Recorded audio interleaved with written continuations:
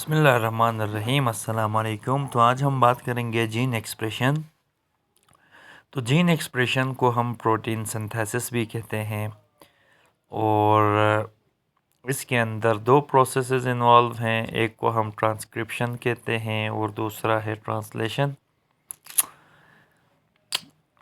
और ये जो आइडिया है कि डीएनए प्रोटीन्स बनाता है एक आरएनए के थ्रू, और इसको सेंट्रल डोग्मा कहते हैं, यानी मैसेंजर आरएनए का बनना फिर उससे प्रोटीन का बनना, इसको central dogma of molecular genetics कहते हैं। तो अब आए प्रोटीन सिंथेसिस के दो प्रोसेसेस पढ़ते हैं, या जीन एक्सप्रेशन के, ट्रांसक्रिप्शन एंड ट्रांसलेशन। ट्रांसक्रिप्शन में स्टूडेंट्स आरएनए से डीएनए बनता है और ये फर्स्ट स्टेप है जीन एक्सप्रेशन का, और ये G0, G1, G2 phase of cell cycle में शुरू होता है। और इसको कंप्लीट होने के लिए एक एंजाइम की ज़रूरत है, इसको हम कहते हैं आरएनए पॉलीमरेज। और इसके 3 फेजेस हैं: इनिशिएशन, इलोंगेशन और टर्मिनेशन। इनिशिएशन फेज़ में याद रखिएगा ट्रांसक्रिप्शन बिगिन होती है उस वक़्त जब ये जो आरएनए पॉलीमरेज एंजाइम है प्रोमोटर रीजन पे आके अटैच होता है। प्रोमोटर रीजन वो जगह होती है जहाँ पे बाइंडिंग साइट्स होती हैं ताकि वहाँ आरएनए पॉलीमरेज अटैच हो। और प्रोकैरियोट्स में ये जो बाइंडिंग साइट्स हैं टाटाट, इसको -10 सीक्वेंस कहते हैं, या दूसरा TTGACA, इसको 35 सीक्वेंस भी कहते हैं। और इसका लॉजिक बताएंगे। इसमें -10 और 35 ये पोजीशन बता रहा होता है कि ये जो न्यूक्लियोटाइड सीक्वेंस है डीएनए के किन स्ट्रैंड्स पे मौजूद है। इसी तरह यूकैरियोट्स में TATA -25 सीक्वेंस भी कहते हैं, या केट जिसे -80 सीक्वेंस कहते हैं। और इसमें GC रिच बॉक्स होता है जिसको -90 सीक्वेंस कहते हैं।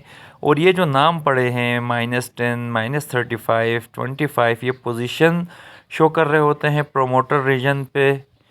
और ये जो जगह जहाँ पे ये पाए जाते हैं ये न्यूक्लियोटाइड्स, ये जो है start point of the gene होता है, ये जो आप नीचे डायग्राम में भी देख सकते हैं। तो डियर स्टूडेंट्स, उसके बाद हमने कहा कि आरएनए पॉलीमरेज इधर इफ़ेक्टिव रोल है। तो इसके स्ट्रक्चर को अगर देखें, आरएनए पॉलीमरेज में 4 सब यूनिट हैं, 2 अल्फ़ा और 2 बीटा यहाँ पे सब यूनिट्स हैं। इन दोनों को मिला के कोर एंजाइम कहते हैं। एक सिग्मा फैक्टर भी होता है जो कि आरएनए पॉलीमरेज को प्रोमोटर रीजन पे बाइंड करता है। अब कोर एंजाइम और सिग्मा फैक्टर दोनों एक होलो एंजाइम पर मुश्तमिल हैं। और वंस जब आरएनए पॉलीमरेज अटैच्ड होता है प्रोमोटर पे तो इसका जो सिग्मा फैक्टर रिमूव होता है, जबकि कोर एंजाइम आगे प्रोसेस को बढ़ाते हैं। और डीएनए पॉलीमरेज न्यूक्लियोटाइड्स को ऐड करता है 3' एंड से, इसको ग्रोविंग पॉलीपेप्टाइड चेन भी कहते हैं। और इसके लिए कोई प्राइमर की ज़रूरत नहीं होती, जबकि प्राइमर डीएनए रेप्लिकेशन में हमें ज़रूरत होता था। यहाँ पॉलीमरेज एक्टिविटी खुद ही परफॉर्म करेगा। प्रोकैरियोट में 1 टाइप ऑफ आरएनए पॉलीमरेज है, जबकि यूकैरियोट में 3 टाइप ऑफ आरएनए पॉलीमरेजेस हैं। और आरएनए पॉलीमरेज 1 राइबोसोमल आरएनए बनाएगा, आरएनए पॉलीमरेज 2 मैसेंजर आरएनए बनाता है, जबकि आरएनए पॉलीमरेज 3 ट्रांसफ़र आरएनए बनाता है। अब जब ये आरएनए पॉलीमरेज प्रोमोटर पे बाइंड हो जाते हैं, यहाँ डीएनए डुप्लेक्स अनवाइंड होगा, बेस पेयर्स ब्रेक होंगे और एक बबल लाइक स्ट्रक्चर बनेगा। इसको ट्रांसक्रिप्शन बबल कहते हैं। ये था जी इनिशिएशन फेज़। इलोंगेशन की फ़ेज़ की बात करें तो जो ही आरएनए पॉलीमरेज प्रोमोटर पे बाइंड होगा, यहाँ एक होता है राइबो न्यूक्लियोसाइड ट्राइफॉस्फेट या राइबो न्यूक्लियोटाइड, जो कि कम्प्लीमेंट्री होता है टेम्पलेट स्ट्रैंड के साथ डीएनए के। और इसके लिए इनिशिएशन के लिए प्राइमर की ज़रूरत नहीं होती। और ये जो 2 स्ट्रैंड्स में से एक क्या होता है, टेम्पलेट होता है जिसके ऊपर न्यूक्लियोटाइड्स होते हैं ये। और टेम्पलेट को एंटीसेंस स्ट्रैंड भी कहते हैं। एंटीसेंस स्ट्रैंड इस वजह से कहते हैं क्योंकि यहाँ मैसेंजर आरएनए कम्प्लीमेंट्री होता है इस स्ट्रैंड के साथ। और दूसरा स्ट्रैंड जो टेम्पलेट स्ट्रैंड के साथ होता है उसको कोडिंग या सेंस स्ट्रैंड कहते हैं। और यहाँ पे हमेशा आरएनए पॉलीमरेज 5' एंड से 3' एंड की तरफ मूव करेगा टुवर्ड्स टर्मिनेटर रीजन, और ट्रांसक्रिप्शन बबल मूव होगा इसी डीएनए के तरफ, और ये फिर प्रोट्रूड होकर एक बबल बनाएगा और फिर ये आगे जाके टर्मिनेटर रीजन पे जाता है।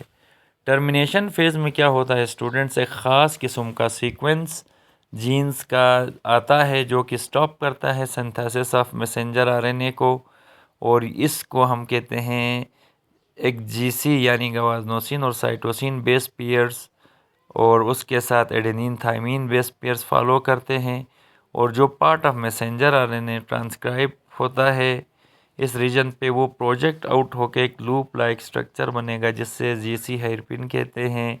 और एक स्मॉल टेल होती है पॉली यू न्यूक्लियोटाइड की, और ये जीसी हेयरपिन आरएनए पॉलीमरेज को स्टॉप करता है कि वो मज़ीद सिंथेसिस ऑफ आरएनए न करे। तो ये 3 फेजेस थे स्टूडेंट्स जो कि हमने समझा दिए, तो ये आपने याद रखना है। इनिशिएशन फेज़, और इनिशिएशन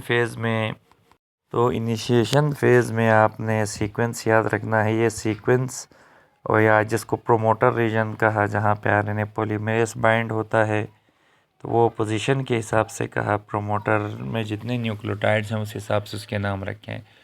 फिर उसके बाद इनिशिएशन में आरएनए पॉलीमरेज का स्ट्रक्चर, उसमें अल्फ़ा बीटा और सिग्मा फैक्टर की क्या इन्वॉल्वमेंट है वो, और आरएनए पॉलीमरेज की प्रोकैरियोट यूकैरियोट में टाइप्स याद रखनी है। फिर उसके बाद हमारे पास था इलॉन्गेशन फेज़। इलॉन्गेशन फेज़ में आपने याद रखना है प्रोमोटर रीजन में template strand, antisense strand, coding strand, ये वाले टर्म्स, और टर्मिनेशन फेज़ में जीसी हेयर पिन क्या होती है ये याद रखना है, और किस तरह के बेस पेयर्स इन्वॉल्व